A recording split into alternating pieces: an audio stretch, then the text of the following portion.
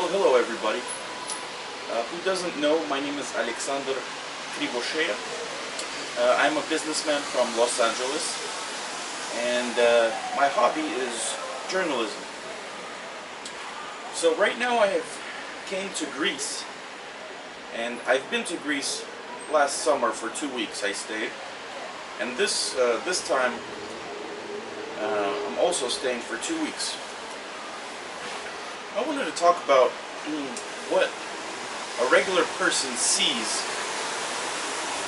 when he's in Greece.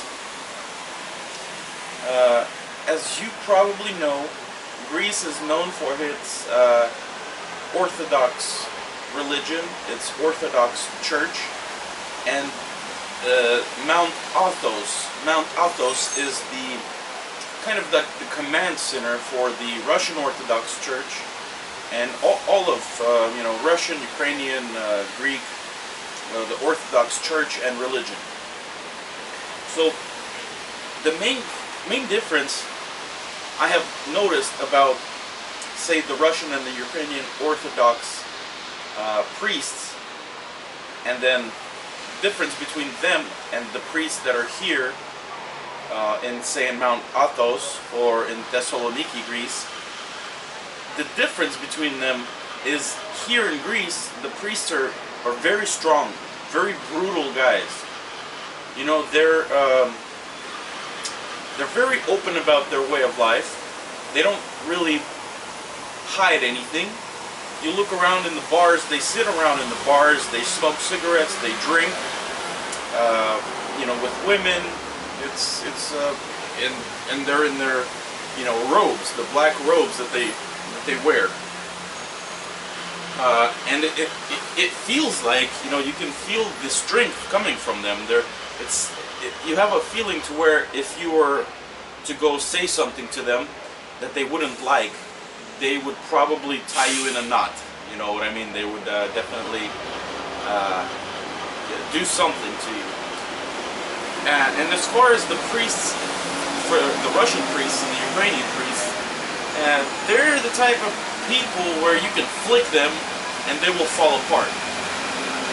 So that is the main difference that I have seen comparing those two structures, which is kind of interesting because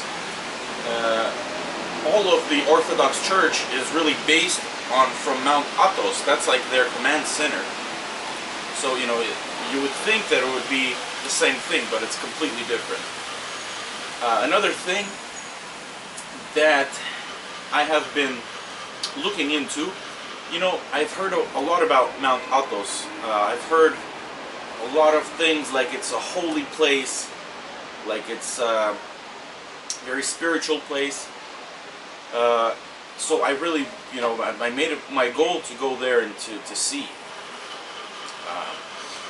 And actually today I was in Oronoupolis, which is a city. It's pretty much like the gates to Mount Athos. It's the city right before you go to Mount Athos. And so what I saw there is pretty much the same thing that is here. There's a lot of bars, a lot of shops, and the thing is it seems like there's a lot of stores that sells the items of Mount Athos. In Thessaloniki itself, which is like 150 kilometers away from Mount Athos, there's a shop on every corner almost that sells the goods of Mount Athos. And they have anything from vodka to bars of soap to honey to lotions. It's everything. They sell everything you can imagine. So I'm thinking to myself, just looking at it like a regular human being, like a regular German journalist, and trying to understand, because they speak about all this holiness, all this spirituality. But what I'm seeing, and that's just, me personally with my physical eyes, what I'm seeing is a production center, some kind of a it's some sort of a factory, Mount Athos, that produces goods for the whole world. They sell it, they sell it to the whole world, and especially here in Greece, like I said, on every corner there's a store that sells their goods. And so, to me, it looks like a factory, and it looks like some sort of a business production type of thing. And the goods that they sell, they're not cheap. A bar of soap is about €6. And you can imagine, other stuff that they sell. It's very expensive. They put the stickers on there, on the package, saying it's from the holy place, the holy Mount Athos.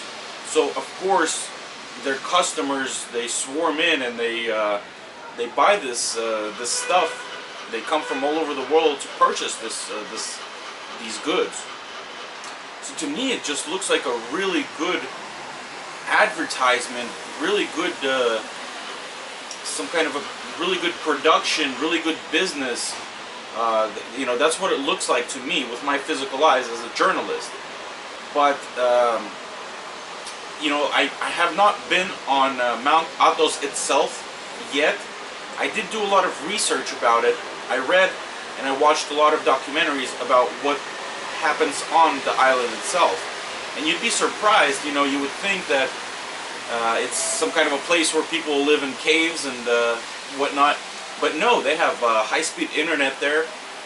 They have saunas. They have hotels. Anything that you would find in a European city, they have there. And like I said, the production part of it.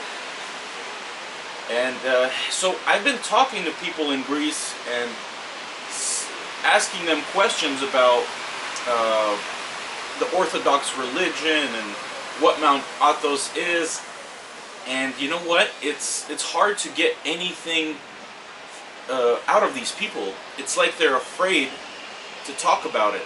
One person says, "I'm sorry, I don't want to say anything that I might get in trouble for."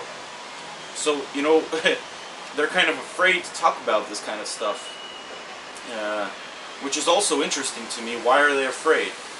If it's a holy place, if it's something spiritual and beautiful, and the priests are spiritual people, you really shouldn't be afraid to talk about anything that has to do with that.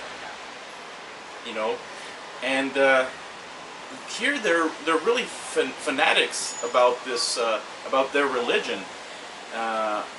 On Sunday morning, the whole city was empty and everybody was in church. The whole city was in church, and this is the thing that I keep hearing whenever I speak to them.